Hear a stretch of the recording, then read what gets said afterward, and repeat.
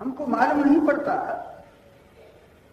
हमारे नेत्र कितने साफ थे जब हम पैदा हुए थे, लेकिन धीरे धीरे धीरे धीरे उनमें ऐसा रज आता गया कि वो 80-90 वर्ष पर जाकर अपना काम पूरा नहीं कर पाए।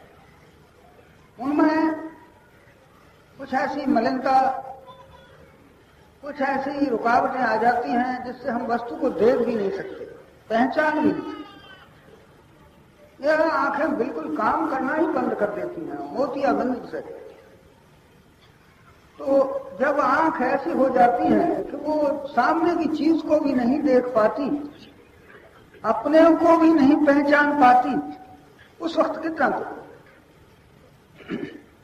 इसी तरह से दूसरे नेत्र भी हमारे हैं, वो बुद्धि के नेत्र कहलाते हैं, ज्ञान चक्षु कहलाते हैं। उनमें भी वही बात आती, ये रज धीरे धीरे यहाँ की उनमें भी पड़ती जाती है, और ज्ञान के चक्षु भी ऐसे मलिन हो जाते हैं कि जो वस्तु हम ज्ञान से देखते थे, जानते थे, समझते थे, उनको भी हम ठीक तरह से नहीं समझते, और वो भी इतने मलिन पड़ जाते हैं कि वो अज्ञान का एक पर्दा ऐसा आ जाता है कि फिर वो भी ठीक नहीं देख पाते। इन चक्षुओं के, चर्म चक्षुओं के बंद हो जाने से कितना दुख होता है, कितनी ठोकरें लगती हैं, लेकिन उन ज्ञान चक्षुओं के अगर न रहने से, उनके बंद हो जाने से मनुष्य की क्या दशा हो। वो आदमी तो रहता है, मगर शायद वो बहुत ही ऐसी दशा में पहुंच जाता है जहां पशुओं से भी उसका व्यवहार और भी गलत हो जाता है। उसका कारण और कुछ नहीं, उनके ज्ञान चक्षुओं पर वो आवरण आ जाते हैं, वो विक्षेप आ जाते हैं, वो मलिनता आ जाती है कि वो कुछ का कुछ काम करने लगता है। ऐसे कामों से वो तो दुख पाता ही है, लेकिन उसके परिवार वाले भी, मिलने वाले भी और भी दुख पाए, ऐसा हो गया। तो उस दुख से बचने के लिए, उस दशा से बचने के लिए, जैसे यहाँ पर इन नेत्रों के लिए कुछ डॉक्टर लोग होते हैं, कुछ विशेषज्ञ होते हैं, इनके पर्दे अलग कर देते हैं, इसी तरह से उन पर्दों को भी दूर करने वाले कुछ महापुरुष होते हैं, संत होते हैं।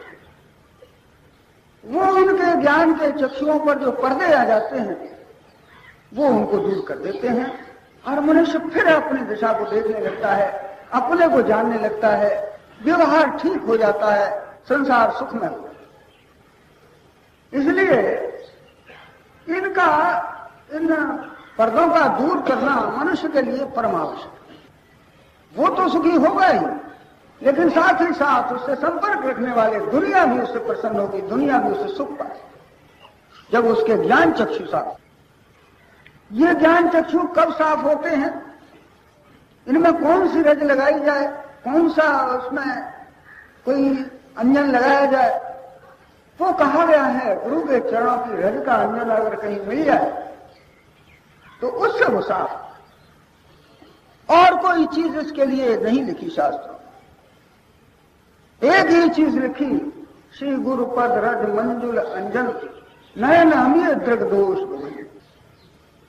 उन्होंने एक ही चीज लिखी कि अगर कहीं तुम्हें गुरु के चरणों की रज प्राप्त हो जाए और उसको तुम अपनी आंखों में आंच सको तो ये रोग जो है, भवरोग दूर हो जाए और मनुष्य का हृदय पवित्र। लेकिन ये रज मिलती नहीं। बड़े बड़े महान तपस्वी भी इस रज के लिए तरसते हैं, बड़े बड़े विद्वान भी इस रज के लिए तरसते हैं, बड़े बड़े अधिकारी भी इस रज के लिए तरसते हैं, लेकिन वो रज मिलना बड़ा कठिन। कैसे प्राप्त? पहले तो उस रज के लिए यही देखिए कि वो परमात्मा धारण करके कहीं आवे, ऐसा समय हो, तब उसको मनुष्य बने, फिर उसके चरणों की रज हमें प्राप्त कर सके कहीं जाकर। कितना कठिन काम। ईश्वर क्यों आवे, क्यों वो नर का शरीर धारण करे, वो रज कैसे प्राप्त हो, ये बड़ा कठिन ही काम है। दूसरे अगर वो आवे भी तो फिर हम कैसे उसको, हम तो समझ भी नहीं पाते, दृष्टि है ही नहीं, कैसे उनको देख पाए, कैसे उनके पास पहुंच पाए। इसलिए ये संयोग बनना बड़ा कठिन है कि गुरु भी प्राप्त हो और हम भी जाएं और उनके रज को प्राप्त, बड़ा कठिन है।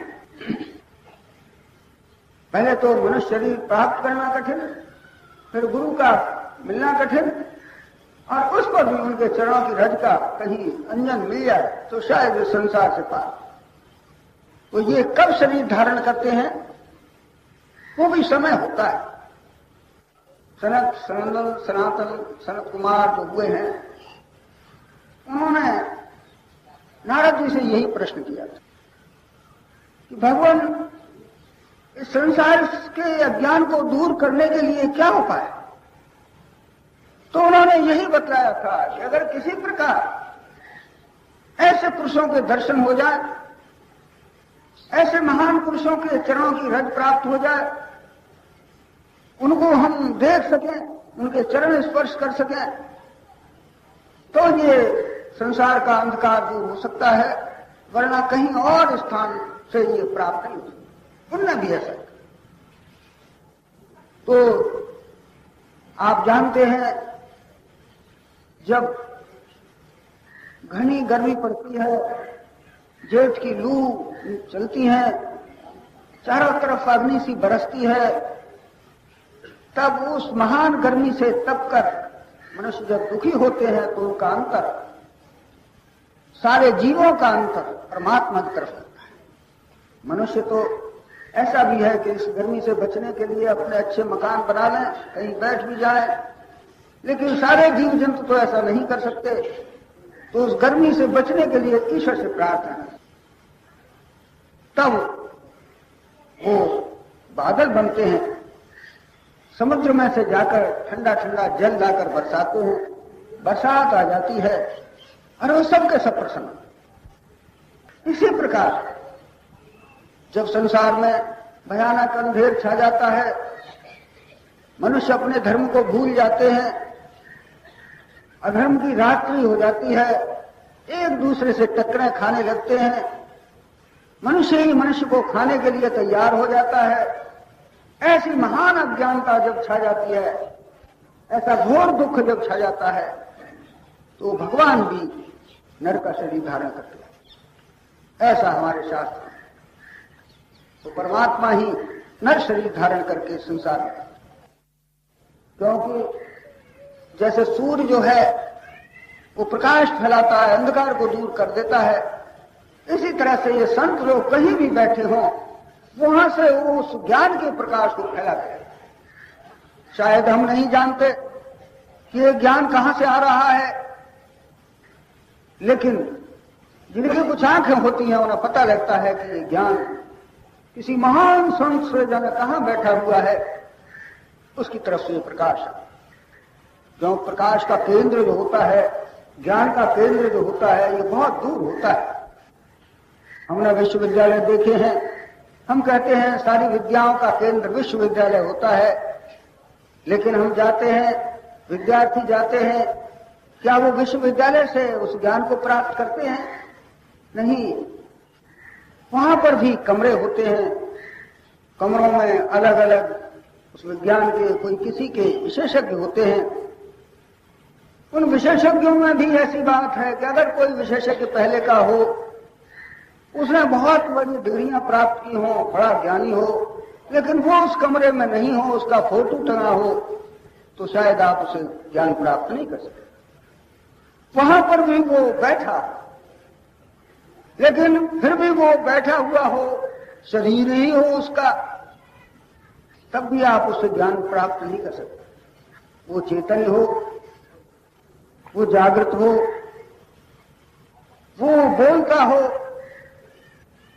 वो देख सकता हो, तब मनुष्य उससे ज्ञान प्राप्त होता है।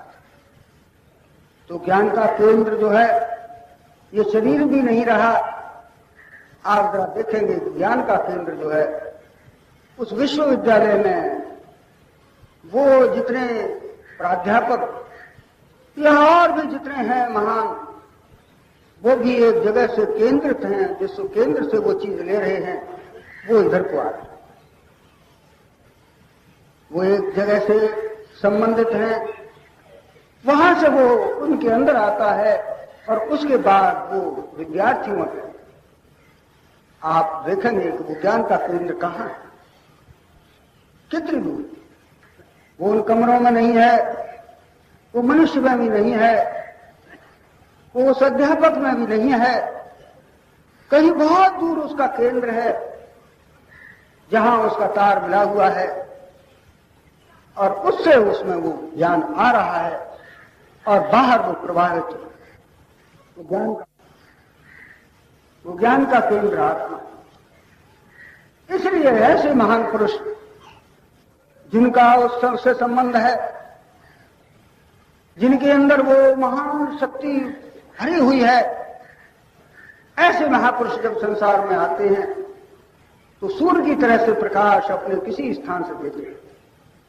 भाग्यवश कहीं ऐसे पुरुषों का दर्शन हो जाए, कहीं ऐसे पुरुषों के चरण स्पर्श करने का अवकाश मिल जाए तो समझिए कि मनुष्य का कल्याण हो जाता है। आप जानते हैं अग्नि को छूते ही एकदम हम जलने लगते हैं, लेकिन एक ये भी तो अग्नि है जहां हम बैठे हुए हैं, बिना अग्नि के इससे नहीं बच सकते, जिंदा नहीं रह सकते, लेकिन वो अग्नि हमें जिंदा ही रखती है। इसी के इतने ही तक है, लेकिन वो अग्नि जो हमें प्रकाश देती है, जो हमें देखने में आती है, जिससे ज्ञान प्राप्त करते हैं, वो एक अंगारा है, एक सारी पूर्ण अग्नि, वो गुरु।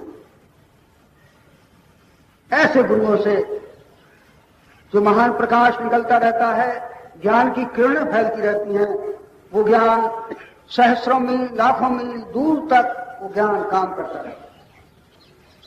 ये उपदेश नारद जी ने उन सनक संगम को दिया। इससे मनुष्य उस ज्ञान को प्राप्त। इस समय भी मनुष्यों की आयु भी कम होती है, अज्ञानता ज्यादा होने के कारण मनुष्य जो है वो दुखी हो जाते हैं। जीव अत्यंत थोड़ी सी दुख में ही दुखी हो जाता है, फिर इस पर घोर आपत्तियां आती हैं तो इसका रुख जो है ईश्वर की तरफ, तो जानता भी नहीं। आप जानते हैं कितने दुखी हमारे यहां संसार में होंगे जिनके सुख के कोई साधन नहीं है, किसी तरफ से भी उनको सुख का कोई साधन नहीं मिल रहा, वो कितने दुखी हैं। उनकी प्रार्थनाएं कहां जाती हैं, वो परमात्मा तक पहुंचती हैं और वहां से प्रबंध होता है। तो इस समय भी वो महान आत्मा प्रकट हुई जिनका जन्म दिवस आज है। चतुर्थी है, गणेश जी का ये ज्ञान का मुख्य दिन है।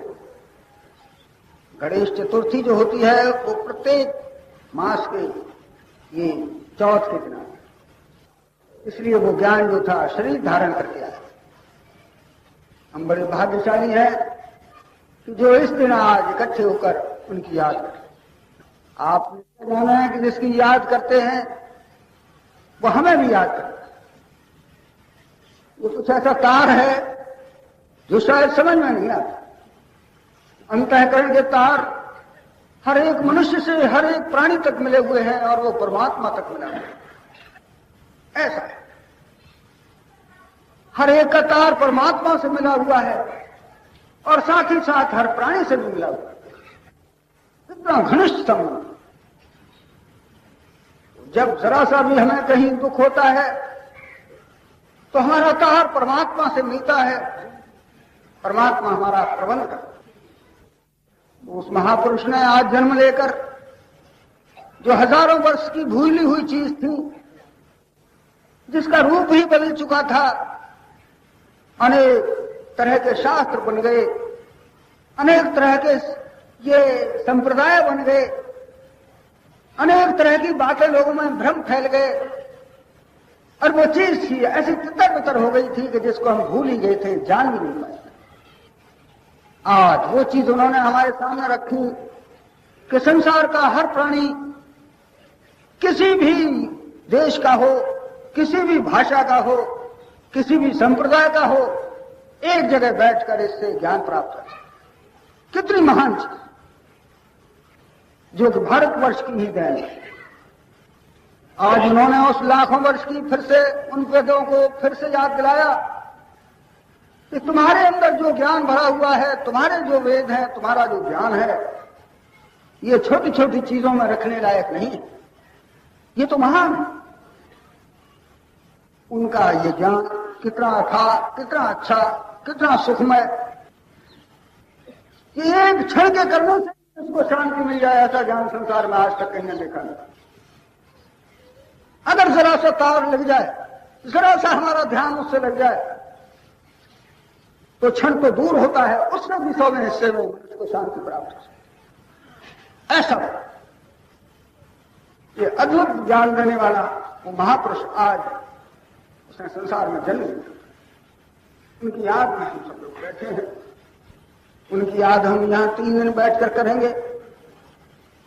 जिसकी याद क्या करेंगे वो हमारे ऊपर कृपा भी करेगा और वो ज्ञान हमारे ऊपर आवेगा, हमें निश्चय है।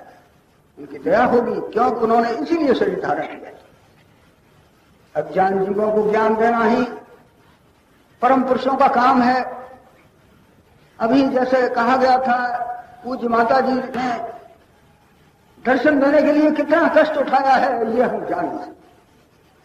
वो चल नहीं पाती, वो बड़ी शरीर से बड़ी, इस वक्त उन्हें कुछ तकलीफ भी हो गई थी, ज्वर भी था, चलने के लिए बिल्कुल तैयार नहीं थी। लेकिन हम लोगों के आग्रह से वो यहां चली। ये संतों के लक्षण, जो स्वयं दुख सहकर दूसरों को सुखी करने के लिए चले। उनको किसी बात की इच्छा नहीं है, लेकिन हमारे सुख देने के लिए उन्होंने यहां पर आने का कष्ट उठाया। इन संतों के दर्शन से ही काम होता है, ज्यादा है। तो हम बड़े इस समय कृतार्थ हैं कि उन्होंने दर्शन दिए। अब हमारा ये थोड़ा सा कर्तव्य रह जाता है, किसी तरह से उनको कोई कष्ट नहीं। हम सब लोग ये प्रार्थना करें कि वो सुखी रहें, अच्छी तरह रहें। यहां पर भी पैर छूने की या और किसी तरह से उनको ज्यादा परेशान न करें, दूर से ही उनको प्रणाम कर लें। बस हम तो इतना ही चाहते हैं कि वो बैठी रहें और हम लोग उनसे शांति